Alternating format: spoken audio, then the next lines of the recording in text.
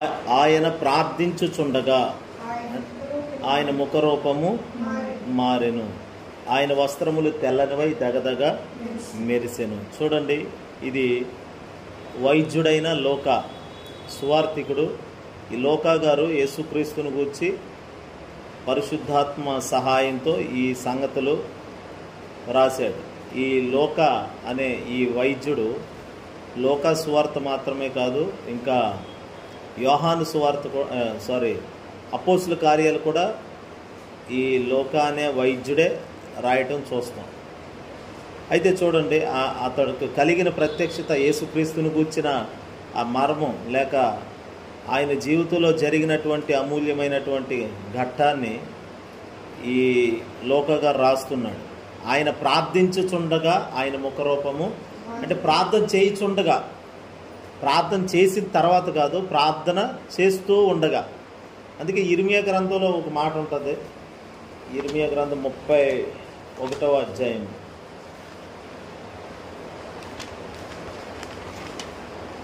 ఇర్మియా గ్రంథం 31వ అధ్యాయము 9వ వచనం. అక్కడ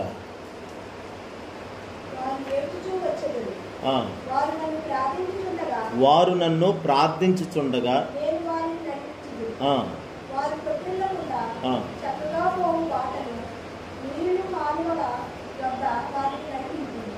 చాలు, అంటే నేను నడిపిస్తాను. ఎప్పుడు అంటే ప్రార్థన చేయుచూ ఉండగా. అంటే మనం 21 రోజులు ప్రార్థన కొనసాగింపు జరుగుతూ ఉండాలి ప్రతిరోజు. ఈరోజు 21 రోజు ఉపవాస ప్రార్థనలో 5వ రోజు ఈరోజు. ఇప్పుడు కొనసాగుతుంది ప్రార్థన. ఇప్పుడు ప్రార్థన అయిన తర్వాత ఆయన ముఖరూపము మారెను అని లేదు.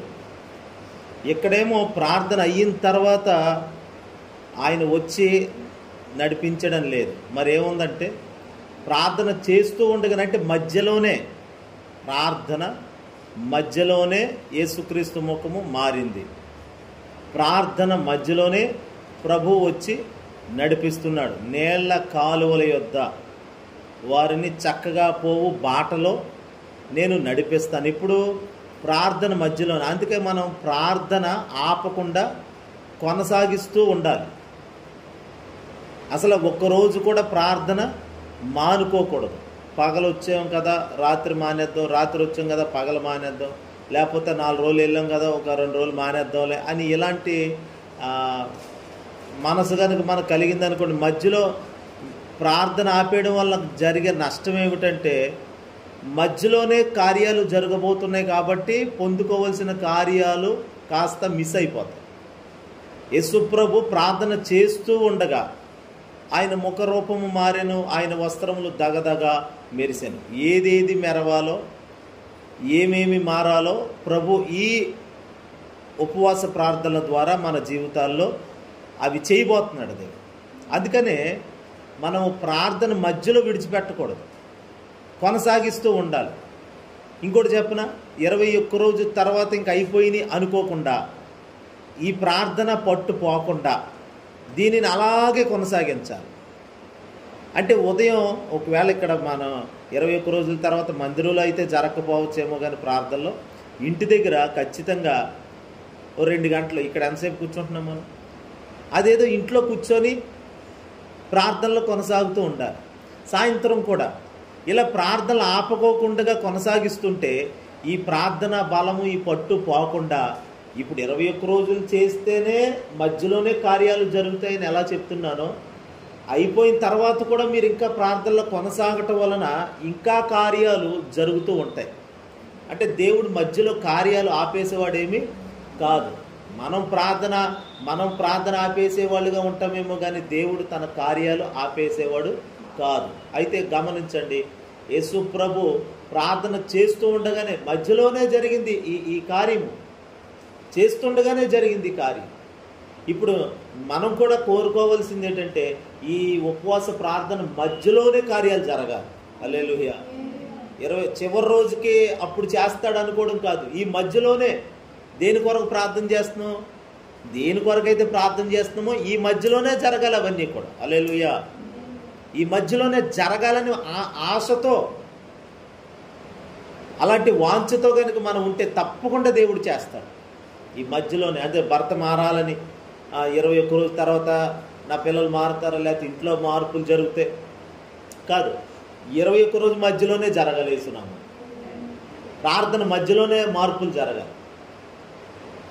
21 రోజు తర్వాత పలానా వాళ్ళు వచ్చి నాతో సమాధాన పడాలి కాదు, ఈ లోపులోనే సమాధాన కార్యం జరిగిపోవాలి. ఈ కార్యాలన్నీ దేవుడు చేయడానికి సంసిద్ధంగా ఉన్నాడు. ప్రార్థన ఆలకించడానికి ఆయన సిద్ధంగా ఉన్నాడు. చేయడానికి మనం సిద్ధపడి ఉండాలి. దేవుడు మనము ఏకమై చేయవలసిన ఈ ప్రార్థన కొనసాగింపు చేస్తూ ఉంటే మధ్యలో ఆయన ఏం చేయాలో ఆయన చేస్తాడు. హల్లెలూయా. అందుకనే ఆయన ముఖము మారెను. యాకోబు అంటాడు, లాబాను అంటే యాకోబు యొక్క మామ, నిన్న మొన్న నా యందు ఉన్నట్టుగా నీ ముఖం నేడు లేదు, నా ఎడల నీ ముఖము మారిపోయింది. మొన్న అంతకుముందు నీ ముఖం చాలా కలకల్లాడుతూ నేనంటే చాలా సంతోషంగా ఉండేవాడు, నా ఎదుటికి రాగానే కల్మషం లేకుండా ఉండేవాడు. కానీ ఇప్పుడు అలా లేదు, నీ ముఖం మారిపోయింది. నీ ముఖం అంటే కఠోరంగా కక్షపూరితంగా నీ ముఖం చెప్పేస్తుంది. అంటే దేవుని ముఖం అంటే యేసుక్రీస్తు ముఖము ఏ రీతిగా మారింది? మరి అక్కడ ప్రార్థనలో ఏ రీతిగా మారుంటుంది చెప్పండి? ఆయన ముఖము ఇంకా జాలి, ఇంకా కనికరముతో మరింత ప్రేమలోకి, మరింత కనికరములోకి వెళ్ళిందని అర్థం. ప్రార్థనలో నలగటం ద్వారా మన ఇంకా కఠినమైనది ఏదైనా ఉంటే అది కరిగిపోతుంది. ప్రార్థన అనేది ఒక మంట అయితే ఆ మంటలో మన కాఠిన్యం, మన హృదయం కఠినంగా ఉంటే ఆ కఠినమైనది కరిగిపోతుంది. యేసునామం కఠినమైన స్వభావాలు కరిగిపోతాయి. అందుకే ప్రార్థన మానకూడదు, ప్రార్థనలు కూర్చోవాలి. ఇంటి దగ్గర ప్రార్థన చేయాలి, మందిరంలో ప్రార్థన చేయాలి.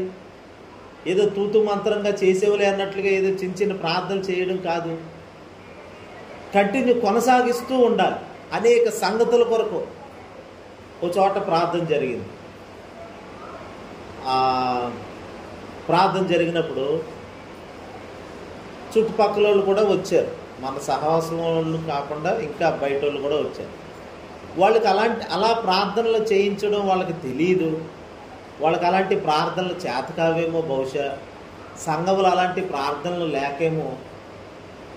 ఒక అంశం చెప్పి ప్రార్థన చేయండి అని మనం చెప్తాం కదా, అలా చెప్తే ఒక్కరు ప్రార్థన చేస్తలేదు.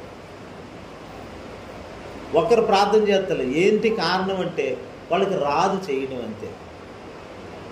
వాళ్ళకి ప్రార్థన చేయడం రావట్లేదు. విధవరాల కొరకు ప్రార్థన చేద్దాం అన్నాం అనుకోండి, ఆ విధవరాలను కాపాడండి అంతే ఒక మాట. ఇంక లేవా విధవరాల కొరకు ఇంక చేయాల్సిన అంశాలు లేవండి. ఇంకా ఎందుకు రావట్లేదంటే ప్రార్థనలో నలగలేదు, సంఘంలో అది లేదు కాబట్టి. ఇప్పుడు మనం ఈ మందిరంలో అన్ని విషయాల కొరకు ఎక్కువసేపు ఎందుకు చేస్తున్నాం అంటే ప్రార్థన అలవాటుగా మారాలి. మనం గంటలు ప్రార్థన చేసేవాళ్ళుగా ఆత్మలో ఆత్మ సహాయంతో చేస్తే పరిశుద్ధాత్ముడు మనకు ఎలా ప్రార్థన చేయాలో నేర్పుతాడు. అందుకే ఎక్కువసేపు ప్రార్థన చేయాలి. సంఘంలోనే ఒకవేళ ఒక గంట సేపు ప్రార్థన చేయండి అమ్మా అని చెప్పామనుకోండి, ఆ గంట సేపు ప్రార్థన చేసేయాలి. ఏదో ఒక 10 నిమిషాలు చేసి యేసునామములో అడుగుతున్న తండ్రి ఆమేనంటే ఇంకా నువ్వు ప్రార్థన పరురాలు కాదు అని అర్థం. ప్రార్థన నేర్చుకోలేదు. ఎంతసేపు నా భర్త, నా భార్య, నా పిల్లలు ఇంకంతే ఆ చుట్టే తిరుగుతుంది ఆ ప్రార్థన. ఆ చుట్టూ తిరిగే ప్రార్థన పరులు కాదు. అలాంటి ప్రార్థనలకు జవాబు రాదు. దేవుడు అలాంటి వాళ్ళ ప్రార్థన కూడా లక్ష్య పెట్టడం. మరి అలాంటి ప్రార్థనలో ఆయన మనసుకు తగిన ప్రార్థనలో సమయాన్ని చూసుకుంటూ ఏదో 2-3 నిమిషాలు సింపుల్గా చేసేసే ప్రార్థన కాదు. ఒక భారంతో కొనసాగితే ఆత్మశక్తిని పరిశుద్ధాత్మ ప్రేరేపణతో ప్రార్థన చేస్తే ఆయన వలన ఖచ్చితంగా మనకు లాభమే కలుగుతుంది, కానీ నష్టం కలగదు. పరిశుద్ధాత్మ సహాయం తీసుకుంటే. హల్లెలూయా. అందుకే దేవుని బిడ్డలారా ప్రార్థన పరిశుద్ధాత్మలో ప్రార్థన చెయ్యండి అని యోధా పత్రికలో ఒక మాట ఉంటుంది. మీరు ఎల్లప్పుడూ చూడండి ఆ మాట. యోధా పత్రికలో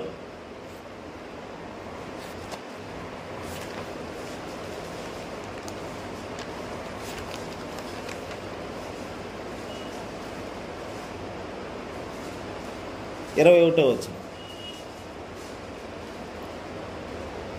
ఒకే అధ్యాయం ఉంటుంది.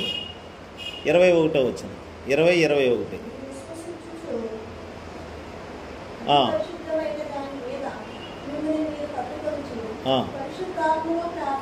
పరిశుద్ధాత్మలో ప్రార్థన చేయుచు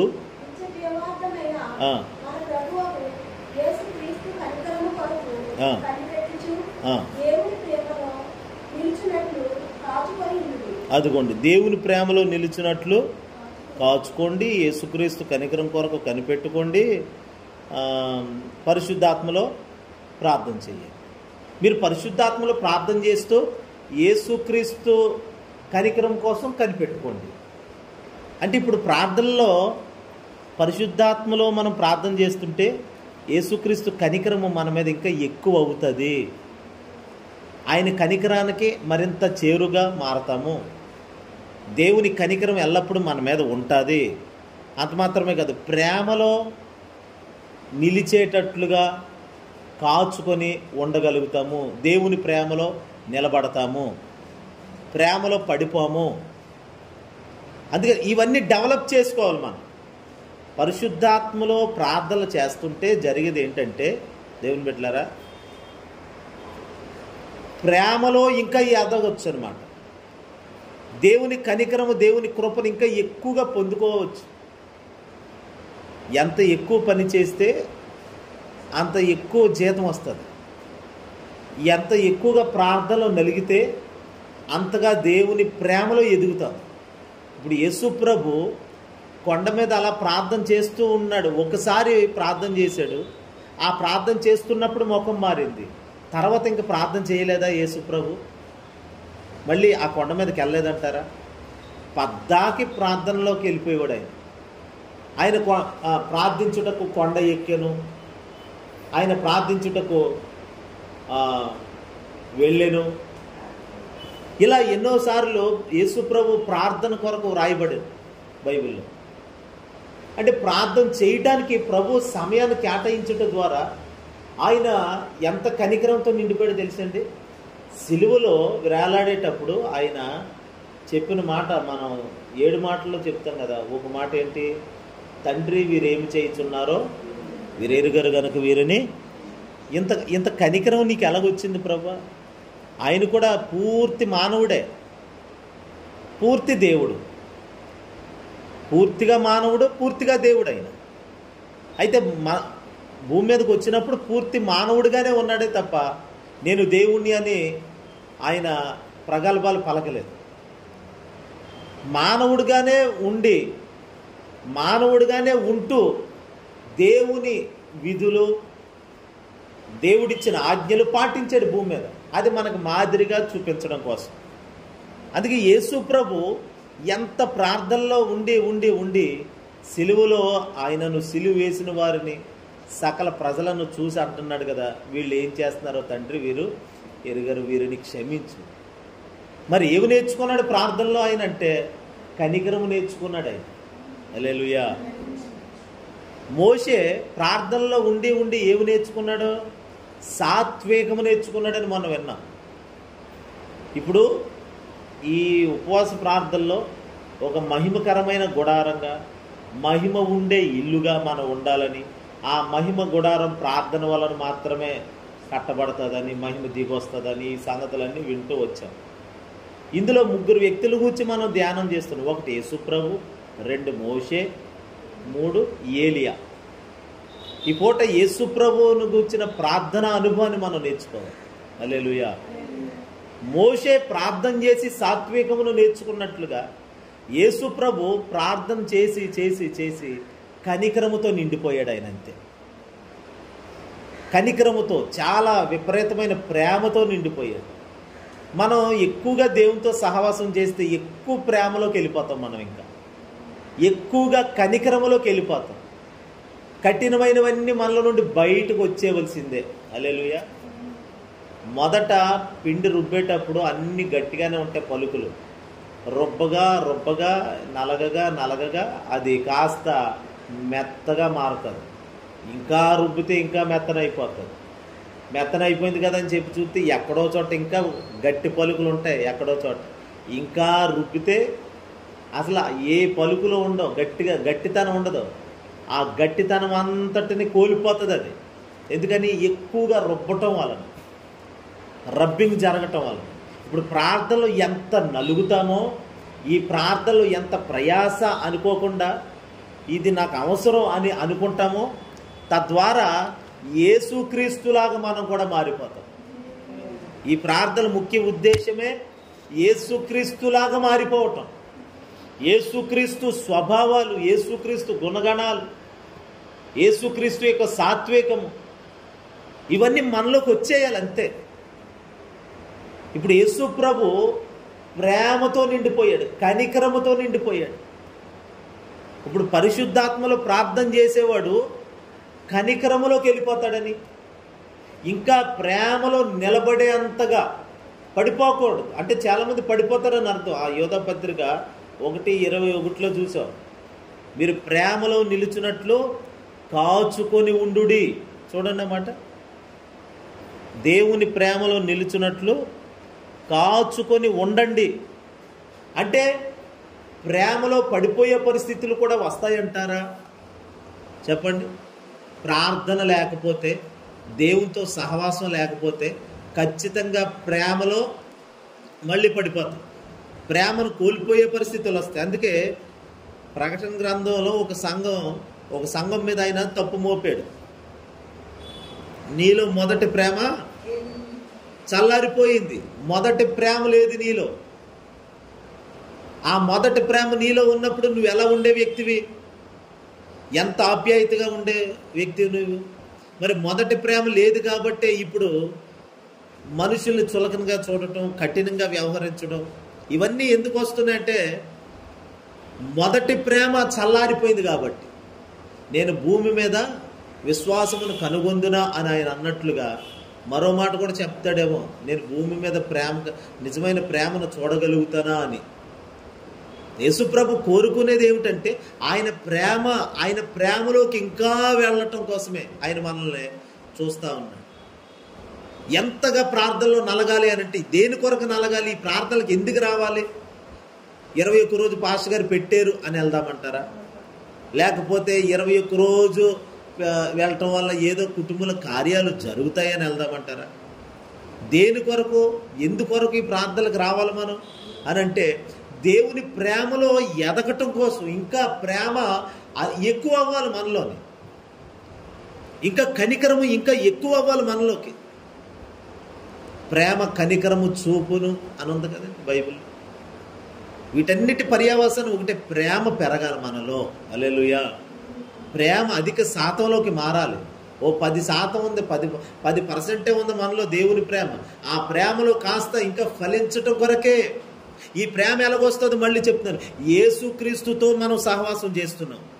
దేవుడు ప్రేమ స్వరూపి అయి ఉన్నాడు అని మనం పక్కనున్నటువంటి యోహాను రాసిన పత్రికలో చూస్తాం. ఇప్పుడు ప్రేమతో సహవాసం చేసేవాడు ప్రేమగా మారాలి. ప్రేమనే కోరుకుంటారు. ప్రేమ కలిగిన దేవునితో మనం సహవాసం చేస్తున్నాం.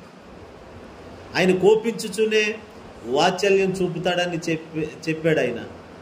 ఇప్పుడు అలాంటి ప్రభుతో మనం కూర్చొని గంటలు కూర్చుంటున్నాం. ఇప్పుడు ఈ 21 రోజు 21 రోజు అయిపోతే భక్తి అయిపోయింది కాదండి. మనం నలుగుటి కొరకే కొంచెం అలవాటు చేసుకోవడానికి ప్రతి సంవత్సరం, ఇప్పుడు 21 రోజు అయ్యాక ఈ సంవత్సరం అంతా దేవునితో ఇంకా నడుచుకోవడానికి అలవాటు అవ్వటం కోసమే 21 రోజు. హల్లెలూయా. అందుకనే ప్రతి సంవత్సరం ఒక అలవాటు, ఆనవాయితీగా దేవునితో నడుచుకునే అలవాటు మనకు పెరగటం కోసం. రేపు అన్ననాడు పరలోకి వెళ్ళిన తర్వాత యుగాలు దేవునితో ఉండాలి కాబట్టి ఇక్కడ ఒక 21 రోజు దేవునితో ఇక్కడ సరిగ్గా నడకపోతే ఇంకా పరలోకి వెళ్ళి ఏమి నడుస్తాం చెప్పండి? పరలోకంలో దేవునితో ఎలా ఉండగలుగుతాం, ఎలా నివాసం చేయగలుగుతాం? ఇక్కడ ఒక అరగంట సేపు ఆగకుండా స్తోత్రం చెప్పలేని వాళ్ళు రేపు పరలోకి వెళ్ళి ఆ యుగాలు దేవానికి స్తోత్రం, యెహోవా పరిశుద్ధుడని ఎలా స్తుతించగలుగుతాం? అందుకని స్తుతైన, స్తోత్రమైన, ఆరాధనైన ఏదైనా ఎక్కడే నేర్చుకోవాలి, ఎక్కడే అలవాటు చేసుకోవాలి మనం యేసునామములో. హల్లెలూయా. ఏదో వచ్చాను వెళ్ళాను చిల్లర మార్చి సంద చేశానన్న భక్తి మనకి ఈ లోకపరమైన భక్తి కాదు. శాశ్వతమైన రాజ్యానికి దేవుడు మనల్ని పిలిచాడు. ఎప్పటికీ ఉండిపోయే రాజ్యం, ఎప్పటికీ ఆ రాజ్యంలో కూడా మనం ఉండిపోయేటట్లుగా దేవుడు మనల్ని పిలిచాడు. ఈ శరీరంలో కొద్ది కాలమే ఉంటాం, కొద్ది రోజులు ఉంటాం. తర్వాత మహిమ దేహాన్ని, మహిమ గుడారాన్ని మనం ధరించుకోబోతున్నాం. మహిమ దేహాన్ని ధరించుకొని ఒరిజినల్గా రాబోతుంది. ప్రస్తుతానికి ఇప్పుడు శరీరం, ఈ మట్టి శరీరంతో ఉన్నాం, దీని మీద మహిమ శరీరం రాబోతుంది. దాని కొరకు మూలగాలంట మనం. అలా చెప్పండి, మహిమ శరీరం రాబోతుంది, దీని మీద ధరించుకోబోతున్నాం కాబట్టి దాని నిమిత్తమే మేము ఇప్పుడు ఎదురు చూస్తున్నామని అపోస్తుడైన పౌలు మాట్లాడతాడు. ఇప్పుడు మనం మట్టి శరీరంలో ఉంటూనే నేను మహిమను కలిగి ఉన్నానన్న గ్రహింపుతో ముందుకెళ్ళాలి. నేను ఒక దేవునికి మహిమకరమైన మందిరాన్ని అనే ఈ ప్రత్యక్షతతో ముందుకెళ్ళాలి. కానీ ఒరిజినల్గా ఒకరోజు మహిమ గుడారం మన మీదకి రాబోతుంది. ఆమె చెప్పండి. ఒకరోజు చూడండి, మొదటి 2 కొరింథీ పత్రిక 5వ అధ్యాయం.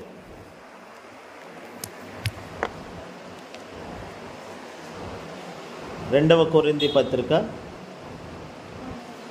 5వ అధ్యాయము 2వ వచనం.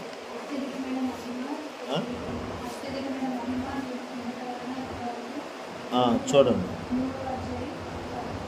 3వ వచనం, 5వ అధ్యాయము 3వ అధ్యాయము 10. అది కాదు, 2 కొరింథీ పత్రిక 5వ అధ్యాయము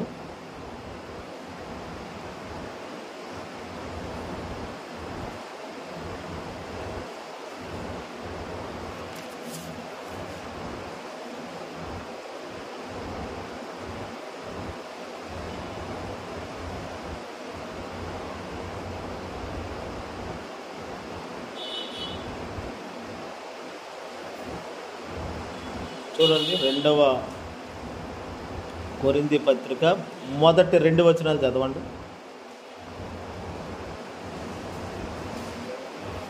4వ వచనం వరకు చదవండి. 2 కొరింథీ పత్రిక 5వ అధ్యాయము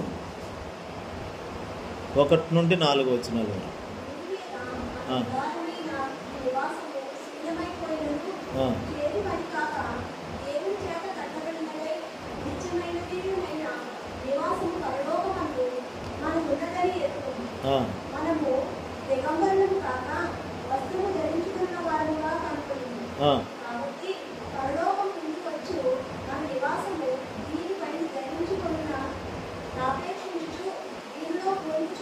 దీనిలో మూలుగుచున్నాము. దేనిలో? ఈ శరీరంలో. ఇప్పుడు ఇది మట్టి శరీరం. ఈ మట్టి శరీరంలో ఉంటుండగానే మనకు ఒక మూలుగ అవసరం. ఈ విధమైన మూలుగ ఏమిటంటే, మూలగడం అంటే అపేక్షించడం, కోరుకోవటం. ప్రభువా, ఈ మట్టి శరీరం శిథిలం అయిపోతుందయ్యా, అందుకని భూమి మీద మన గుడారమైన ఈ నివాసము, ఏ నివాసం అంటే ఈ నివాసము శిథిలమైపోయినను. శిథిలం అంటే పడిపోతుంది.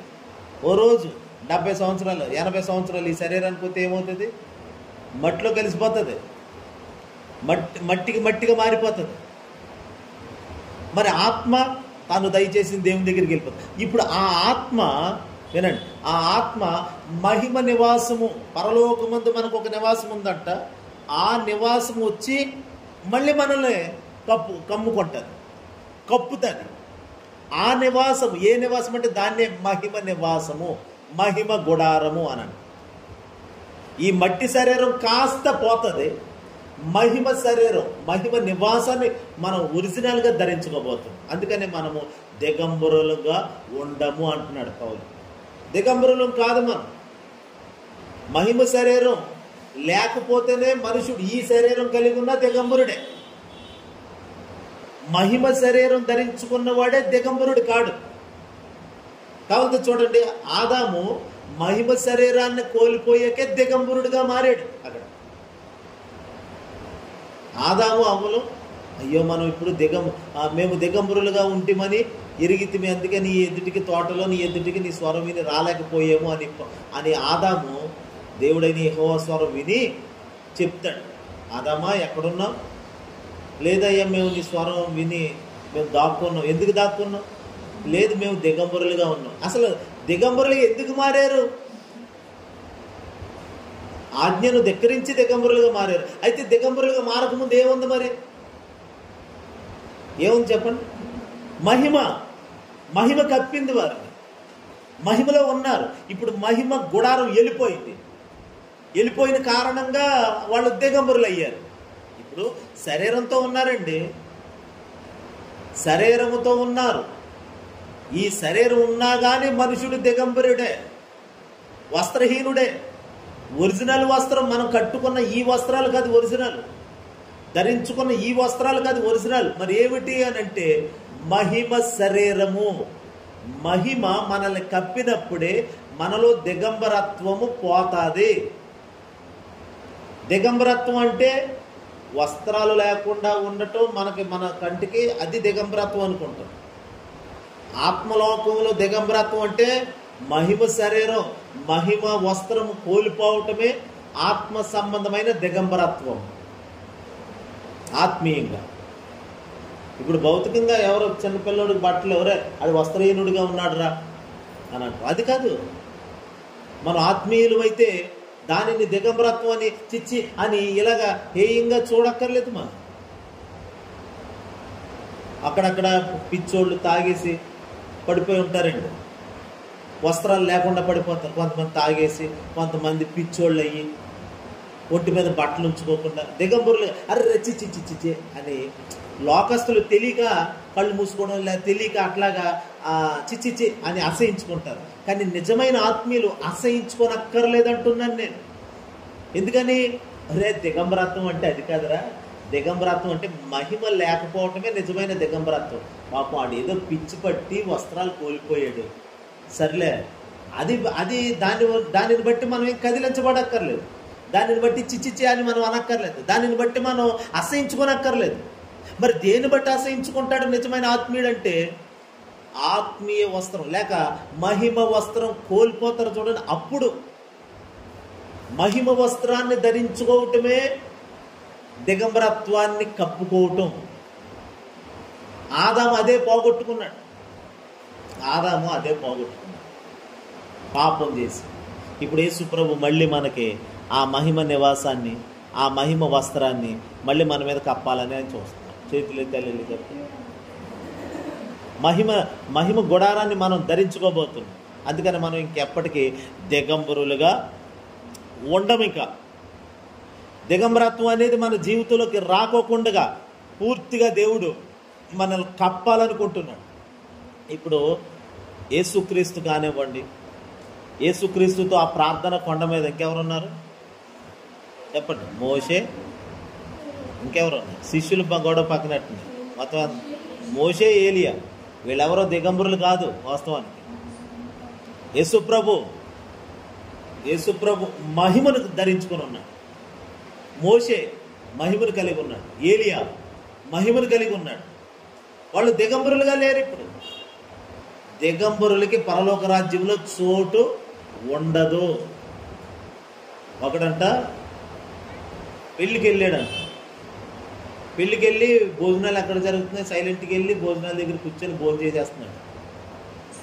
పెళ్ళి యజమానుడు వచ్చి, విందు ప్రధాని వచ్చి చూసి, అరే అందరికీ పెళ్లి వస్త్రాలు ఉన్నాయి, అందరూ బాగానే మంచిగా వస్త్రాలు ధరించుకొని భోజనం చేస్తున్నారు, ఈడేంట్రా ఇక్కడ వీడికి వస్త్రాలు లేకుండా కూర్చున్నాడు. పెళ్లి మండపంలో భోజనశాలలో వస్త్రహీనుడిగా కూర్చున్నాడు, వీడు ఎవడరా అని చెప్పి, అరే ఈయన్ని తీసి కాళ్ళు చేతులు కట్టి వెలుపట చీకట్లో పడేయండిరా అని మత్తయి సువార్తలో రాయి. అంటే పెళ్లి వస్త్రం ఉండాలి, అదే మహిమ వస్త్రం. హల్లెలూయా.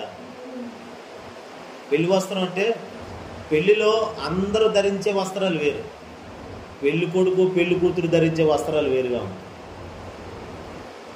చాలా స్పెషల్గా ఉంటాయి. పెళ్ళి అంటే ఏంటండి? అందరికి మించిన వస్త్రాలను పెళ్లి కొడుక్కి ధరింపజేసే సమయం అది. ఒకవేళ పెళ్లి కొడుకు కంటే ఖరీదైన బట్ట కట్టుకొని మనం పెళ్ళికి వెళ్ళినా మనకు విలువ ఉండదు. పెళ్లి కొడుకు ఆ రోజు ఒట్టి పంచి కట్టుకొని ఏమంటే పైన టవల్ వేసుకుని అదే ఫ్యాషన్. అప్పుడు అంటే వాళ్ళిద్దరికీ విలువ ఉంటుంది. అలాగే దేవుడు తన పిల్లలమైన మనకి, ఆయనతో నిలిచి ఫలించే వారికి మహిమ వస్త్రాన్ని ఇస్తాడు. అది కప్పుకున్న వాడికే వాల్యూ ఉంటుంది. ఆ రోజు అది ఉన్నప్పుడే విలువ పెరుగుతుంది. అందుకని ఈ భూమి మీద ఉంటుండగానే మనం ఏమై ఉన్నామో గమనించాలి. చనిపోయాక కాదు, బ్రతుకున్నప్పుడే ఒక మహిమను మోసేవారిగా ఉండాలి, ఒక మహిమను భరించేవారిగా ఉండాలి, ఒక మహిమను తీసుకెళ్లేవాళ్ళుగా ఉండాలి. మనం ఇప్పుడు మోషే కానీ, ఏలియా కానీ, యేసు ప్రభు కానీ మహిమను మోస్తున్నారు. ఇప్పుడు వాళ్ళేమో చనిపోయి లేకపోతే మహిమలోకి చేర్చబడి మళ్ళీ వచ్చారు. కానీ యేసు ప్రభు బ్రతుకుంటుండగానే మహిమను కలిగి ఉన్నాడు. హల్లెలూయా చెప్పండి. బ్రతుకుండగానే. ఇప్పుడు వాళ్ళిద్దరూ పాత నిబంధనలో ఏమంటే ప్రభు దగ్గరికి వెళ్ళిపోయారు అంటే మన భాషలో చనిపోయి వచ్చారు అనుకోండి. పని చనిపోలేదు. మోషే పిస్గా కొండ మీద చనిపోయాడు. మోషే సమాధి ఎక్కడ ఉంది ఈ రోజుకి తెలియదు. ఏలియా అగ్ని రథాలు ఎక్కి పరలోకం వెళ్ళిపోయాడు. ఇంకా అలా కొనిపోబడ్డారు, వాళ్ళ జీవితాలు ముగించబడ్డాయి. యేసు ప్రభు బ్రతుకుంటుండగానే ఆయన మహిమను కలిగి ఉన్నాడు. హల్లెలూయా. మనం ఈ భూమి మీద బ్రతుకుంటుండగానే ఒక మహిమను మోసేవాళ్ళుగా ఉండాలంటే ప్రార్థన చేసేవారుగానే ఉండాలి. 80 సంవత్సరాలు బ్రతుకుతామా, 100 సంవత్సరాలు బ్రతుకుతామా, ఎన్ని సంవత్సరాలు బ్రతికినా ప్రార్థన మానకుండా చేసుకుంటూ ఉండాలి. ఆ ప్రార్థనే మనకి మహిమగా ఉంటుంది. హల్లెలూయా. ఆ ప్రార్థనే. అందుకని ముఖ్యంగా స్త్రీలైన వాళ్ళు ఇంటి దగ్గర అస్సలు ప్రార్థన మానకూడదు. మరి పురుషులైతే వాళ్ళు వెళ్ళే ప్రతి స్థలంలో పవిత్రమైన చేతులెత్తి ప్రార్థన చేయమని దేవుని వాక్యం చెప్తుంది. ప్రతి స్థలంలో ప్రార్థన చేయాలంట పురుషులు. హల్లెలూయా. స్త్రీలు గృహములలో ఉండి ఎక్కువ ప్రార్థనలో మూలిగే గువ్వల్లాగా మారిపోవాలి. యేసునామం. స్త్రీ అలా ఇంట్లో ఉండి పోరాడాలి. పనులన్నీ మనం చాలా జ్ఞానంగా ఉండాలండి. పనులన్నీ త్వరగా తెగులు తీసుకొని మందిరంలో ప్రార్థన ఉంటే ప్రార్థనకు వస్తాం, లేనప్పుడు కూడా పని త్వరగా ముగించుకోవడం, 2-3 గంటల ప్రార్థనలో గడపడానికి సిద్ధంగా ఉండటం. ప్రార్థన కొరకే జీవితాన్ని కట్టుకోవాలి. ప్రార్థన కొరకే సమయాన్ని దాచుకోవాలి. సమయాన్ని ప్రార్థన కొరకు. ఊరు వెళ్ళటానికి ఎలా సమయాన్ని పెట్టుకుంటాము, ఎక్కడికన్నా ఏ పనైనా చేయడానికి ఒక సమయాన్ని కేటాయించుకుంటాము. అలాగే ప్రార్థన కొరకు ఒక సమయాన్ని పెట్టుకోవాలి, ఒక సమయాన్ని కేటాయించుకోవాలి. ఖాళీ దొరికితే ప్రార్థన చేసేవాళ్ళు ఒట్టి స్వామురులు, బద్ధకస్తులు. కొంప నిండా దరిద్రమే ఉంటుంది అలాంటి వాళ్ళు. ఖాళీ ఉంటే ప్రార్థన చేద్దాం అనుకుంటే ఖాళీ లేదు, కానీ ప్రార్థన చెయ్యాలి. ఖాళీ లేకపోయినా ఖాళీ చేసుకుంటారు చూడండి, వాళ్ళు ధన్యులు, వాళ్ళు ఐశ్వర్యవంతులు అవుతారు వాళ్ళు. హల్లెలూయా. కాబట్టి దేవుని బిడ్డలారా, దేవుని సన్నిధిలో మనం ప్రార్థన, యేసుక్రీస్తు ప్రార్థన చేస్తూ ఉండగానే ఆయన ముఖము మారేను, ఆయన వస్త్రములు దగదగా చెప్పండి ఏమైనా మెరుస్తున్నాయంట. అంటే లోపల బయట అంతరంగంలోని బాహ్యమైన జీవితంలోని ఆయన ప్రకాశిస్తున్నాడు. ఆయన ముఖం ఎంత ప్రకాశవంతంగా ఎలా మారింది? అవును, అది ప్రార్థన వలన. అంటే లోపల బయట మార్పులు తీసుకొచ్చేది ప్రార్థనా జీవితమే. ఇంట్లోని మార్పులు తీసుకొస్తుంది, బయట కూడా మన యొక్క జీవితంలో కొన్ని మార్పులు తీసుకొస్తుంది. బయట పరిస్థితులు కూడా చక్కబడాలి కదండి. ఇంట్లో పరిస్థితులు బాగుంటే సరిపోతుందండి, బయట కూడా అన్ని క్రమపరచబడాలి మన ద్వారా. అందుకని లోపల బయట పరిస్థితులు మార్చగలిగేది ప్రార్థన మాత్రమే. ప్రార్థన అంటే 3 సంగతులు చెప్పండి. ఏంటయ్యి ప్రార్థన అంటే? మర్చిపోకూడదు కదా. ప్రార్థన అంటే ఏంటి? స్తుతించడం, తర్వాత వాక్యం ఉండటం, పరిశుద్ధాత్మ నడిపింపు ఉండటం. ఈ 3 కలిపినదే నిజమైన ప్రార్థనా మందిరం. ప్రార్థనా మందిరం యొక్క అనుభవాలు. ఇప్పుడు ప్రార్థనా మందిరం యొక్క అనుభవాలే చెప్తున్నాను నేను. ఈ ప్రార్థనా మందిరం యొక్క అనుభవాలు ఈ 3 కనుక ఉంటే అక్కడ మహిమ ఉంటుంది.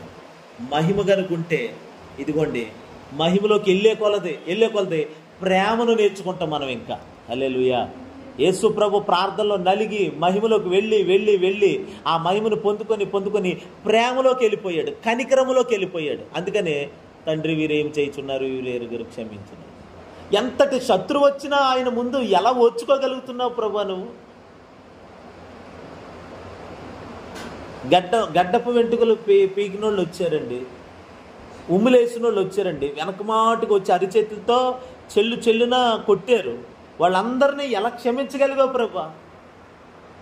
అన్నిటికంటే ముఖ్యంగా ఈ ఇస్కరియోతు యోధాను నువ్వు ఎలా క్షమించగలిగావు? నువ్వు నీ వెనకాలే ఉండి నీ ఉప్పే తింటూ నీకు ఇంత కనికరం ఎలాగొచ్చింది, ఇంత క్షమించే మనసు నీకు ఎలాగొచ్చిందంటే అది తండ్రితో సమయం గడిపి ప్రార్థనలో గడిపి మహిమను పొందుకున్నాడు కాబట్టి. అదిగోండి, ఇస్కరియోతు యోధానేంటి ఎవడైనా క్షమించేస్తున్నాడు ఆయన. హల్లెలూయా. ఇంకోటి చెప్పనండి, ఆయనకి అలాగా ఆయన శరీరానికి హాని కలుగు చేసిన వాళ్ళని క్షమించడం పక్కన పెట్టండి, ఈనాడు మనందరిని కూడా క్షమిస్తుంది ఆ ప్రేమ. అంటే టోటల్గా యేసుక్రీస్తు అంటే ప్రేమగా మారిపోయాడు. ఆయన పేరే ప్రేమ. ఇంత ప్రేమను ఎలా సంపాదించుకున్నావనంటే మహిమలో ఉండి ఆ ఎదిగి ప్రేమకి అలవాటైపోయాడు ఆయన. ప్రేమే ఆయనే ప్రేమ, అంతే. ఇప్పుడు మనం ఇదే నేర్చుకోవాలి, అలవాటైపోవాలి, మనకు ప్రేమ అలవాటైపోవాలి. ప్రేమలో ఉండిపోయేవారు గాను ఆ కనికరంలోకి ఇంకా ఎక్కువగా వెళ్ళిపోయేలాగా, ప్రార్థనలో బలపడే కొలది, సంఘంలో ఇంకా మనం పాతుకుపోయే కొలది మన ప్రేమ పెరగాలి. సీనియారిటీ కాదండి, సిన్సియారిటీ కలగాలి మనకి. కొంతమంది నాకు అక్కడక్కడ తగులుతూ ఉంటారు. పూర్వం నాకంటే ముందు నుండి భక్తులు కొనసాగిన వాళ్ళు అప్పుడప్పుడు కలుస్తారు. వాళ్ళకి తలబిరిసి ఎక్కువైందో నేను చూశాను, వాళ్ళకి పొగరు ఎక్కువ అవటం కూడా గమనించాను. ఒక అతను ఉన్నాడు, ఆ చర్చిలో పనులు వంట కార్యక్రమాలన్నీ అతనికి అప్పచెప్తారు. అప్పచెప్పినప్పుడు నీవు అంతకాలం నుండి పరిచర్య చేస్తూనే చేస్తున్నావు, నీకు ఇంకా పని ఎక్కువగా చెప్తున్నారు సేవకులు, ఇంకా దగ్గరగా ఉంటున్నావు సన్నిధికి, ఇంకా దేవునికి దగ్గరగా ఉంటున్నావు. కాబట్టి నీలో ఏం పెరగాలి? అసలు నీలో ఏం పెరగాలి? అహంకారమా? నాకు ఈ పని చెప్పారు, అన్నీ నేను లేకపోతే ఈ వంట కార్యక్రమం ఇక్కడ ఎవరో చేయలేరు అనిలని ఒక అతను, ఇంకెవరు చేయలేరు, నేను మాత్రమే చేయగలనని అనే ఒక తలబిరుసు పెరగటం వలన ఎవరినైనా లెక్క చేయకుండా, కేర్ చేయకుండా మాట్లాడతాడు అతను. అరే నువ్వు అసలు ఇంకా నీకు పని ఎక్కువయ్యే కొలదే ఇంకా ప్రేమ పెరగాలి నీలో. అల్లెల్లి చెప్పండి. నువ్వు దేవుని దగ్గరికి వెళ్ళే కొలది ప్రేమ ఎక్కువ అవ్వాలి నీలో, కనికరం ఎక్కువ అవ్వాలి. పౌలు దేవుణ్ణి బాగా రుచి చూడటం వలన అతనికి ఏం తెలిసిందో తెలుసండి. ఓ మాట చదువుతాం చూడండి, ఆ 2 కొరింథీ పత్రిక 5వ అధ్యాయంలోనే చూడండి. 4వ అధ్యాయము 18వ వచనం ఒకసారి చదవండి. 16 నుండి చదవండి, బాగుంటుంది.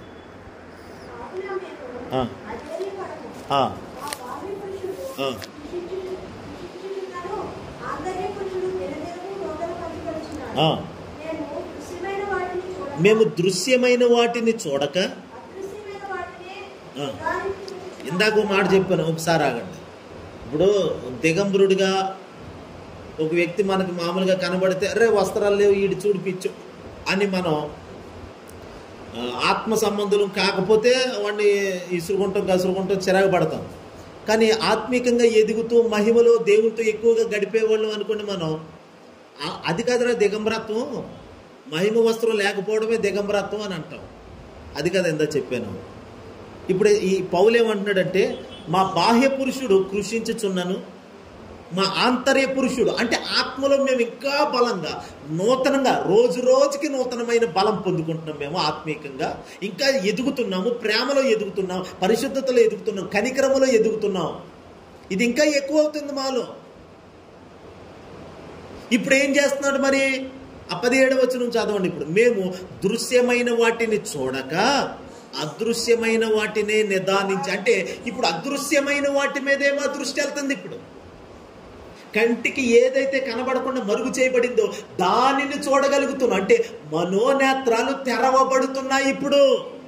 శబరబలకరదు చూడండి చూడండి దేవుని బిడ్డలారా, మహిమలో నివసించేవాడు మహిమ కనులు కలిగి ఉంటాడు, మహిమ దృష్టి కలిగి ఉంటాడు, అంతరంగపు నేత్రాలు తెరవబడిన వాడై ఉంటాడు. అందుకని ఆ అదృశ్యమైనవి చూడగలుగుతాడు. అదృశ్యమైనవి అంటే ఇప్పుడు ఇక్కడ మన కంటికి ఇక్కడ టేబుల్ లేకపోతే ఫ్యాను ఇలా కనబడుతుంది, కానీ కంటికి కనబడని దేవదూతలు ఉన్నారు. ఇక్కడ ఎవరికైనా కనబడుతున్నారో చెప్పండి? మామూలుగా ఈ కళ్ళతో చూస్తున్నామా? కానీ మనోనేత్రాలు తెరవబడితే దేవదూతలు చూస్తాం. ఇప్పుడు అపోస్తుడైన పౌలు అంతరంగములో బలపడటం వలన, ఆత్మలో ఉండటం వలన అతడికి మహిమ దృశ్యాలు కనబడుతున్నాయి. ఇప్పుడు కంటికి ఏదైతే మరుగైపోయి ఉన్నదో దానిని తేటగా చూడగలుగుతున్నారంటే ఇప్పుడు అదృశ్యమైన మేము చూడగలుగుతున్నాం. దృశ్యమైన చూడటం మానేసాం మేము. అల్లెల్లి చెప్పండి. ఈ బాహ్య నేత్రాలతో అది ఇది చూడటం మానేసి లోపల అంతరంగపు నేత్రాలతో మాత్రం అన్ని చూడగలుగుతున్నాం మేము ఇప్పుడు. ఈ కళ్ళు కాదు పనిచేయడు, లోపల ఉన్న కనులు పనిచేస్తున్నాయి మాకు. అదే ఎదుగుదల. ఈ మూయబడాలి, లోపలి తెరవబడాలి. ఇప్పుడు చూడండి 18వ వచనం, క్షణమాత్రముండి మా చులకని శ్రమ మా కొరకు అంతకంతకు ఎక్కువగా నిత్యమైన మహిమ భారమును కలుగు చేయుచున్నది. ఏలయనగా దృశ్యమైనవి నిత్యములు, అదృశ్యమైనవి అంటే క్షణం. ఇప్పుడున్న శ్రమలన్నీ కూడా చులకన, ఇవి వేస్ట్, తక్కువే. కానీ వీటికి మించినటువంటి మహిమ భారం మాకు ఇంకా ఎక్కువగా కలుగు చేస్తుంది. అంతకంతకు ఎక్కువ నిత్యమైన మహిమ భారాన్ని మాలో కలుగు చేస్తుంది. ఇప్పుడు శ్రమ వచ్చిందండి, వినండి. శ్రమ వచ్చింది. వచ్చిన శ్రమ, వచ్చిన బాధ మహిమ భారాన్ని కలుగు చేస్తున్నాయి అంట. ఇంకా మహిమను పొందుతాం మేము. వచ్చిన కష్టాలు, శ్రమలు, బాధలు ఇవన్నీ మహిమ భారాన్ని మేము కలిగి ఉండాలని ఇంకా భారం కలుగుతుందంట వాళ్ళకి. మనకేమో వచ్చిన కష్టమేమో ఇంకా కింద పడిపోయేలాగా. ఓ శ్రమ వచ్చి నిలబడి ఉన్నవాడిని కింద కూర్చోబెట్టింది, ఇంకో శ్రమ వచ్చి కింద కూర్చున్నవాడిని పడగొట్టింది. ఇప్పుడు వీళ్ళు అలా కాదు. ఎన్ని శ్రమలు వస్తే ఆ శ్రమల వలన మహిమను పొందుకుంటున్నారని వాక్యం అంటుంది. హల్లెలూయా. ఇప్పుడు మహిమ భారం, మహిమ మహిమ మహిమ ఈ మహిమను మొయ్యాలి మేము. చూడండి, మహిమను మొయ్యాలి, మహిమను పొందుకోవాలి, మహిమతో ఉండాలి, మహిమగా ఉండాలి, మేమే మహిమగా మారాలి, దేవుని వంటి మహిమ మా మీద ఉండాలి అని ఇలాగా మహిమ కొరకే ఆలోచన కలిగి ఉన్నారంటే ఇప్పుడు వీళ్ళు. హల్లెలూయా. ఇప్పుడు ఈ మహిమ భారం కలగటం వలన కలిగిన ప్రయోజనం ఏంటో తెలుసండి. అంటే మహిమలో నివసించటం వలన, మహిమను ఎక్కువగా మోయటం వలన, ఎక్కువ బరువు. ఇంత మహిమ, ఒక కేజీ మహిమను మోసాడు అనుకోండి, ఆ కేజీ మహిమకు సంబంధించిన కార్యాలే. ఇంకా ఎక్కువ మహిమను మోస్తే, అంటే ఇంకా ఎక్కువగా దేవునితో గడిపితే ఏం జరుగుతుంది? 5వ అధ్యాయంలో చూడండి, 14వ వచనం చూడండి. 5:14 క్రీస్తు ప్రేమ మమ్మును బలవంతము చేయుచున్నది.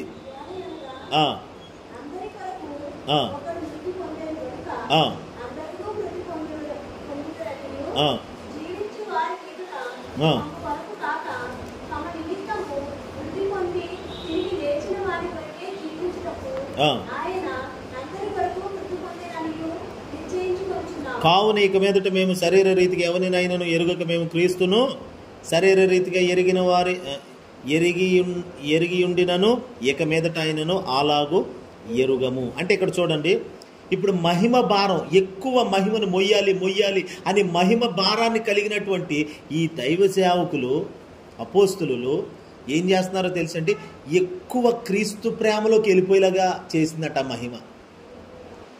అందుకని అక్కడ ఏమంటున్నాడు? క్రీస్తు ప్రేమ మమ్మును బలవంతం చేసేస్తుంది. ఎంతగా బలవంతం చేసింది? ఒకడు అందరి కొరకు మృతి పొందాడు. చెప్పండి, ఎంతమంది చనిపోయారు అందరి కొరకు? అందరి కొరకు ఎంతమంది చనిపోయారు ఇక్కడ? ఒకడు అందరి కొరకు మృతి పొందాడు. అలాగే ఇప్పుడు మేము కూడా అందరి నిమిత్తము మేము కూడా అలాంటి సిద్ధపాటు కలిగి ఉన్నాం. మేము బలహీనుల కొరకు యేసుక్రీస్తు చనిపోయాడు. బలహీనుల కొరకు, పాపుల కొరకు చనిపోయాడు. నీతిమంతుల కొరకు కదా ఆయన చనిపోతా, పాపులైన వారి కొరకు చనిపోయాడు ఆయన. ఇప్పుడు మేము అందుకని క్రీస్తు ప్రేమ మమ్మను కూడా ప్రేమను ఎక్కువగా నేర్చుకున్నారండి. అది ప్రేమను ఎక్కువగా పొందుకుంటున్నారు. ఇప్పుడు మహిమలో ఉండి చేయాల్సిన పని ఏంటి?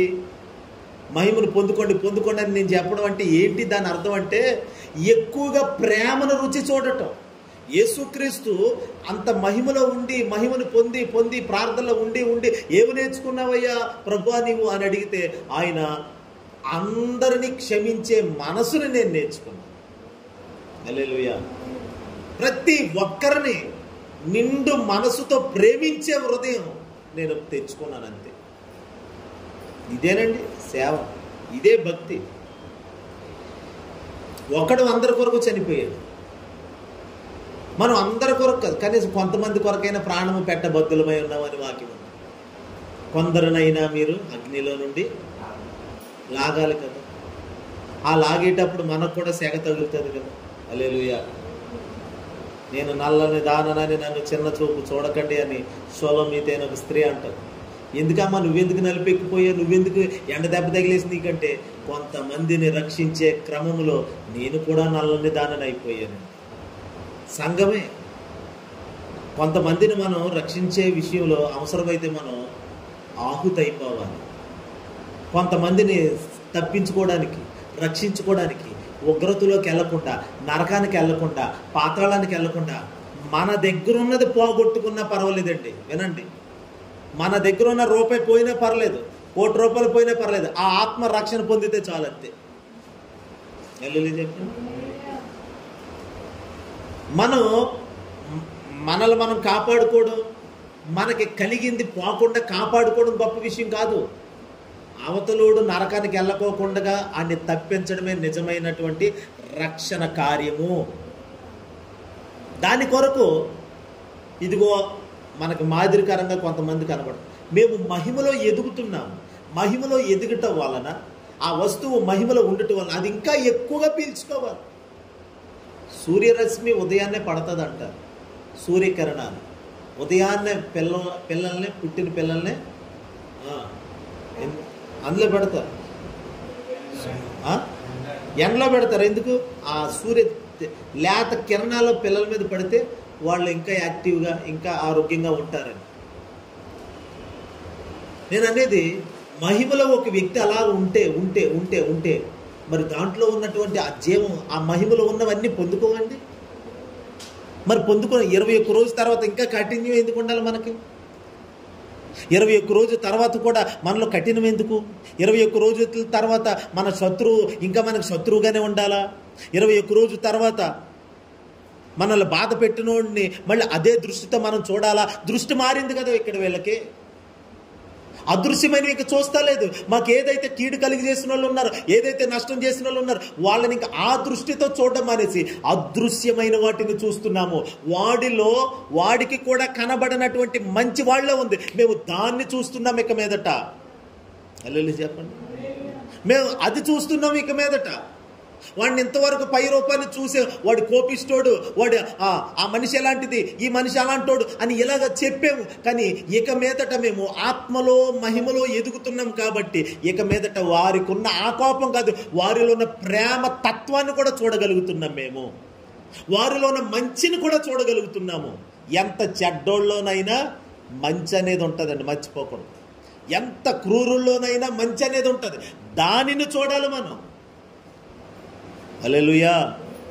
కుక్క చనిపోయి దుర్వాసన కొడుతూ భయంకరమైనటువంటి పరిస్థితిలో కుళ్ళి పురుగులు పట్టి కనబడుతుంటే అందులో మంచిని చూడగలమా చెప్పండి? కుక్క చచ్చిపోయిందండి, అందులో ఏదైనా మంచిది కనబడుతుంది చెప్పండి? ఒకటి ఏదైనా బాగుగా ఉన్నది ఏదన్నా కనబడుతుందా? కుక్క పురుగు పట్టింది, వాసన అవుతుంది, ఎవరైనా వెళ్తారా? దగ్గర పోతారా? ఇంకేం మంచిది లేదంటారు అందులో కుళ్ళిపోకోకుండా ఇంకేం ఉండదంటారా? దాన్ని పళ్ళు చూడండి, పళ్ళు కుళ్ళిపోతాయా? కుక్క దుర్వాసన అన్నీ ఇంకా చూడలేము, ఇంకా పురుగు పట్టింది, పురుగులు తింటున్నాయి చచ్చిపోయిన కుక్కనే. ఇక దాన్ని చూడలేము, దాని దగ్గరికి వెళ్ళలేము, ఏమీ చేయలేము, ఇంకా అదంతా మంచిది కాదని అనేస్తాం. కానీ ఇంకా లోతుగా చూస్తే తెల్లని పళ్ళు ఉన్నాయి దానికి, అవి ఇంకా పుచ్చిపోలేదు, పురుగు పట్టలేదు. మనం వెతికితే ఎక్కడో చోట మంచి ఉంటుంది. ఎంత కుల్లోళ్ళలోనైనా, ఎంత చెడ్డ మనిషిలోనైనా ఎక్కడో చోట ఒక మంచి ఉంటుంది. దానినే నిదానించి చూడాలి మనం. వాడు ప్రస్తుతం అపవాది చేత ప్రేరేపించబడిన ఈ చెడు ప్రేరేపణ, దుష్ట ప్రవర్తన ఉందో చూడండి, ఇది కాదు శాశ్వతం వాడి జీవితం. వాడి జీవితానికి శాశ్వతమైనది వాడిలో ఒక ప్రేమ, ఒక మంచి, అంటే యేసయ్య గుణాలతోనే కదా సృష్టించాడు. మనుషులందరినీ ఆయన పోలిక, ఆయన స్వరూపంలో పెట్టాడు కదా. మనుషులందరికీ కనీసం ఇసమంతైన ప్రేమ ఉంటుంది తెలుసండి. విష జంతువులకే ప్రేమ ఉంటుంది, విష పురుగులకే ప్రేమ ఉంటుంది, క్రూర మృగాలకే ప్రేమ ఉంటుంది. అది మృగం మనిషి మీద కలబడి చంపి తినేస్తుంది అంటాం. మరి దానికి పిల్ల పుడితే దాన్ని ప్రేమగా చూడదండి. ఇప్పుడు సింహం మనిషి కనబడకని చంపుతా చంపేస్తా, మరి దాన్ని పిల్లనే అంటే ఏంటి? తల్లి ప్రేమ ఉంది కదా దానికి, దాంట్లో ఒక ప్రేమ అనేది ఉంది కదా, గుణం. మనం అవి చూడాలి. ఆత్మ సంబంధులమైతే మనకి ఎంత హాని చేసినా, ఎంత కీడు చేసినా, అలాంటి వారిలో ప్రేమ తత్వాన్ని మనం చూడగలగాలి. అదే పౌలు అంటున్నాడు, మేము దృశ్యమైన వాటిని ఇక మీదట చూడక, ఈ పై రూపాన్ని చూడక అంతరంగములో ఉన్నటువంటి రూపాన్ని చూస్తున్నాం. కారణం ఎలాగంటే, మేము మా బాహ్య పురుషుడు కృషించుచున్నను, అంతరంగ పురుషుడు దినదినము నూతన పరచబడుతున్నాడు. అంతరంగములో నూతనంగా మారుతున్నాం. ఎవడైనాను క్రీస్తునందున్నాడు. ఆ అధ్యాయంలోనే 17వ వచనం చూడండి. కాగా ఎవడైనాను, చదవండి, క్రీస్తునందున్న ఎడల వాడు నూతన సృష్టి, పాతవి గతించిన ఇదిగో. అంటే వినండి ఒక మాట, అభిషేక్ ఉన్నాడు మురికి బట్టలతోని. ఇప్పుడు అభిషేక్ని నేను ఆత్మీయునైతే, నేను ఒక పరిశుద్ధుని మహిమలో ఎదుగుతున్న వ్యక్తినైతే అభిషేక్ని తీసుకొచ్చి క్రీస్తులో నిలబెడితే, ఇప్పుడు నాకు అభిషేక్ మురికి గుట్టల వాని వల్లే కనబడడు, అభిషేక్ క్రీస్తులా కనబడతాడు ఇప్పుడు నాకు. అంటే ఇప్పుడు అభిషేక్ని నేను ఎలా చూడాలి? ఇదిగో ఈ కళ్ళద్దాలు, ఇప్పుడు ఈ అద్దాలు తీసేసాను, అభిషేక్ మురికోళ్ళ కనబడుతున్నాడు. ఇప్పుడు ఈ కళ్ళద్దాలు ఎలా పెట్టుకోగానే ఇది క్రీస్తు అనే అద్దాలు, యేసు క్రీస్తు అనే కళ్ళజోడనే పెట్టుకున్నాను. ఇప్పుడు అభిషేక్ నాకు యేసు క్రీస్తులో నుండి అభిషేక్ని చూస్తున్నాను కాబట్టి ఇప్పుడు అభిషేక్ నాకు మరొక క్రీస్తులాగా కనబడుతున్నాడు. చేతులే తల్లి చెప్పండి, మరొక యేసులాగా కనబడాలి. ప్రతి ఒక్కరిలో యేసుని చూడగలగాలి మనం. ఇదే దృశ్యమైనవి. అదృశ్యమైన వాటిని నిదానించి చూడటం అంటే అదృశ్యం. అభిషేకులో నిజంగా యేసుక్రీస్తు లేడు, కానీ ఉన్నాడు. యేసు పోలిక, యేసు రూపం కలిగి ఉన్నాడు లోపల. దానిని నిదానించి చూడగలగాలి మనం. యాకోబు యాషావుని మోసం చేశాడు. మోసం చేసి చాలా విధాలుగా అతనికి రావాల్సిన జ్యేష్ఠత్వపు హక్కు అన్నీ పట్టుకుని వెళ్ళిపోయాడు. కొన్ని సంవత్సరాలు, 20 సంవత్సరాల తర్వాత యాకోబు వాళ్ళ నాన్న దగ్గరికి బయలుదేరి వస్తున్నాడు. అతనికి కలిగిన సంతానం, భార్యలు, మొత్తం పశువులన్నీ తోలుకొని జాగ్రత్తగా వస్తుంటే ఈ లోపల ఎవరో, మీ అన్నయ్య నిన్ను ఎదుర్కోవడానికి వస్తున్నాడు, 20 సంవత్సరాల క్రితం నువ్వు అతను మోసం చేసి వెళ్ళిపోయావు కదా, చాలా పగతో రగిలిపోతున్నాడు మీ అన్నయ్య, వస్తున్నాడు ఇప్పుడు నిన్ను ఎదుర్కొంటున్నాడు అని చెప్పగానే యాకోబు ఆ రాత్రంతా ఒక చోటుండి వినాలి, ఒక చోటుండి బాగా ప్రార్థన చేసుకున్నాడు. ప్రార్థన చేసుకోగా మనకు తెలిసి ఎబ్బోగ్రేవ్ దగ్గర పోరాటం చేశాడు. ఆ ఉదయాన్నే లేవగానే బయలుదేరి వచ్చేటప్పుడు యాసావును కలుసుకున్నాడు. ఎవరో తమ్ముడు యాకోబు. కలుసుకోగానే యాసావుని ఏమంటాడో తెలుసండి? యాసావుని అంటే వాళ్ళ అన్నయ్యని ఏమంటాడో తెలుసా? అన్నయ్య, 20 ఏళ్ల క్రితం నిన్ను నేను మోసం చేశాను అన్నయ్య. 20 ఏళ్ల క్రితం నీ హక్కులు ఇవన్నీ నేను దొంగిలించేసాను అని మనసులో ఒక పశ్చాత్తాపం కలిగిన వాడే పైకి చెప్పకపోయినా నిన్నిప్పుడు దేవుని ముఖం చూసినట్టుగా నిన్ను నేను చూస్తున్నాను అని అంటాడు. ఎవరి ముఖం? ఎవరినే అమ్మా, ఎవరినే దీవెనక్క, ఎవరిని? అన్నయ్యని, వాళ్ళ అన్నయ్యని. అతని దగ్గర అన్ని పట్టుకుని వెళ్ళిపోయాడు. అతను చాలా పగతో రగిలిపోతున్నాడు. అసలు యాకోబుని చంపాలనుకుంటున్నాడు. ఎవరో అన్నయ్య తమ్ముడిని చంపేయాలనుకుంటున్నాడు. తెలుసు యాకోబుకి, మా అన్నయ్య నన్ను చంపేసి అంత కోపంతో పగతో రగిలిపోతున్నాడని యాకోబుకి తెలుసు. 20 సంవత్సరాల తర్వాత అన్నయ్యని కలుసుకొని తమ్ముడు అంటున్నాడు కదా, అన్నయ్య నిన్ను దేవుని మోకాన్ని చూసినట్టుగా చూస్తున్నాను అని ఇప్పుడు నేను. మరి ఇప్పుడు అన్నయ్యలో ఒకప్పుడు ఉన్న పగం కాదా నువ్వు చూస్తా అంటే, కాదు, ఇప్పుడు నా అన్నయ్యలో నేను నా దేవుని ముఖాన్ని చూస్తున్నాను అని అంటాడు. ఎందుకు అలా చూడగలిగేవు అని అంటే, నేను రాత్రంతా ప్రార్థనలో ఉన్నాను కాబట్టి, ప్రార్థనలో ఎదిగాను కాబట్టి, ప్రార్థనలో దేవుని మహిమని పొంది మహిమను చూశాను కాబట్టి, ఆయన స్వరాన్ని విన్నాను, ఆయన చూశాను ముఖాముఖిగా. ఇక ఆయన చూసిన తర్వాత ఎవరిని చూసినా నాకు యేసులాగే కనబడుతున్నారు. నాకు హల్లెలూయా. ఎవరిని చూసినా యేసులాగే కనబడుతుంది. రాత్రంతా యేసుక్రీస్తుని చూశాడు ఆ ఎబ్బోకిరేవు దగ్గర. చూసి ఇప్పుడు ఉదయం అయ్యేసరికి వాళ్ళ అన్నయ్యని కూడా చూడగానే నిన్ను యేసుక్రీస్తులాగే చూస్తున్నానని, దేవుళ్ళలాగా చూస్తున్నానని అంటున్నాడు. మనం యేసుతో ఎన్కౌంటర్ అయితే, యేసుతో కలిసిన వారమైతే, యేసుతో నివసించిన వారమైతే, యేసుక్రీస్తుతో ఎక్కువ సహవాసం చేసిన వారమైతే, ఎవరిని చూసినా, మనకు అన్యాయం చేసినా, కీడు చేసినా, ఎవరు ఎదురుపడినా వారు కూడా మనకి యేసులాగానే కనబడతారు. మన దృష్టి మారిపోతుంది ఇక్కడ యేసునామం. మన ప్రవర్తన మారిపోతుంది. వాడు కీడు చేశాడు నాకు, ఈమె కీడు చేసింది, ఈ మనిషిలాగా ఆ మనిషిలాగా అని ఇలాగ నెపాలు ఫిర్యాదులు చేయటం అనేది ఇంకా మన జీవితంలో ఉండనే ఉండదు. ఇక అదే నిజమైన ప్రశాంతమైన జీవితము. నాకు ఇప్పుడు ఒక వ్యక్తి మీద పగ ఉందనుకోండి, నేను నా జీవితాన్ని ఇంకా బిగించుకుంటున్నాను. నాకు ఇప్పుడు ఆ వ్యక్తి మీద పగలేదు, కోపం లేదు, కక్ష లేదు, ఏమీ లేదు, ఫ్రీగా ఉన్నాను నేను. వెళ్ళలేదు చెప్పండి. నేను అందరికీ అదే చెప్తాను, నా ఇంట్లో ఏంటి బయట ఏంటి ఎవరి మీద పగవద్దు, కక్ష, ఫ్రీగా ఫ్రీడమ్గా స్వతంత్రంగా ఉండాలి. ఒకరి మీద కోపం పెట్టుకున్నానంటే నేను బిగించుకుంటున్నాను. ఇంకా నేను నా తాడు నేను పీకేసి బిగించుకుంటున్నట్టు. అందుకనే పగలు కక్షలు ఇవన్నీ ఇక్కడే ఉంటాయి. రేపు నేరుగా ప్రభు ముఖం చూడాలి మనం, మహిమ. అందుకని ఈ ఉపవాస ప్రార్థనలో దేవునికి దగ్గరగా వెళ్ళి మనం ఏమి నేర్చుకోవాలి చెప్పండి. ఇప్పుడు చెప్పండి అమ్మా. ప్రేమ నేర్చుకోవాలి, కనికరమ నేర్చుకోవాలి, జాలి, దయ, ఇవన్నీ నేర్చుకోవాలి. 21వ రోజు తర్వాత కూడా నీలో పగ పోకపోతే, కక్ష చల్లారకపోతే, కోపం ఆరిపోకపోతే ఏం ప్రయోజనం ఉండదు. ఈ ఉపవాస ప్రార్థనలో మనం చేయాల్సింది ఏంటో తెలుసండి. మనకి ఎవరెవరైతే శత్రువులు కీడు చేసిన వాళ్ళు ఉన్నారో వాళ్ళందరినీ తెచ్చి ముందు పెట్టుకొని, యేసునామములో ప్రభువులను క్షమిస్తున్నాను, యేసునామములో క్షమిస్తున్నాను అని మీ మట్టికి మీరు నోరు తెరిచి ప్రార్థన చేసి వాళ్ళని క్షమించేసి ఆ లెక్క పూర్తి చేసేయండి. యేసునామం ఆ చిట్ట చింపేసేయండి. ఎవరి మీద ఏ పగ లేకుండా క్లీన్గా ఉండాలి మనం యేసునామం. అందుకని యేసుక్రీస్తు పరలోకి వెళ్ళిపోయే ముందు ఎవరి మీద ఏ కక్ష పెట్టుకోకుండా వెళ్ళిపోయే ముందు చెప్పేశాడు, తండ్రి వీరేం చేయించున్నారో వీరెరుగరు, వీరిని లెక్క పూర్తి చేసేసాడు. అంతే. ఎవరి మీద కోపం పెట్టుకుని వెళ్ళాడు. ఆయనను అప్పగించిన ఇస్కరియోతు యూదాను ఏమన్నాడో తెలుసండి. స్వయంగా అప్పగించినోడే, చెలికాడా నువ్వేం చేయాలనుకుంటున్నావు చేసే, నీకోసం వాళ్ళకి చెప్తాను వీళ్ళకి చెప్తాను, నువ్వేం చేయాలనుకుంటున్నా చేసి, నీతో పాటు ఐఆమ్ అగ్రీ, నేను కూడా ఏకీభవిస్తున్నాను, నన్ను అప్పు చెప్పాలనుకుంటున్నావా అప్పు చెప్పేసి పర్వాలేదు.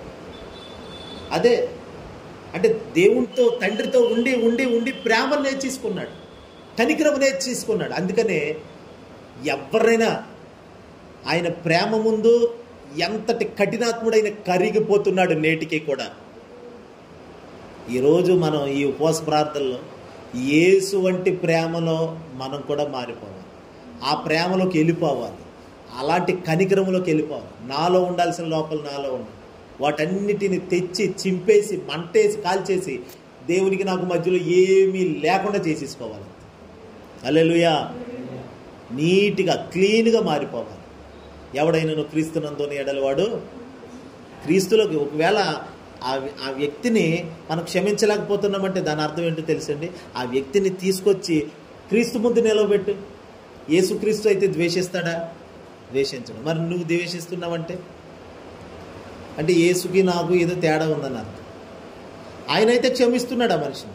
మరి నేను క్షమించకపోవడానికి కారణం అంటే యేసుక్రీస్తు కంటే గొప్ప నేను, ఆయనే క్షమిస్తున్నప్పుడు హల్లెలూయా చెప్పండి. కాబట్టి దేవుని బిడ్డలారా, ఎవరి మీద తోటి కోడలు లేకపోతే ఇరుగు పొరుగు లేకపోతే ఇంకొకరు, మేము కూడా సేవకులుగా మేము ఇంకో సేవకుల మీద లేకపోతే ఇంకొకరి మీద లేకపోతే విశ్వాసుల మీద లేకపోతే బంధువుల మీద, అందుకనే నాకు ఎవరి మీద కోపం ఉంటే ఎండ వాళ్ళ పేరెట్టి పైకి అంటాను, పోవాలి, అది మనసులో ఉండకూడదని. మనసులో పెట్టుకొని అట్లా ఉండటం నాకు ఇష్టం ఉంది.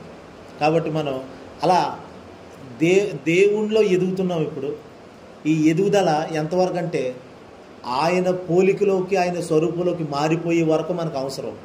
మహిమలో ఉండి తేజరిల్లి మహిమను కలిగి ఉందాం. దేవుడి మాటలు మన వినికిల్లో దీవించును గాక. ప్రార్థన చేసుకుందాం.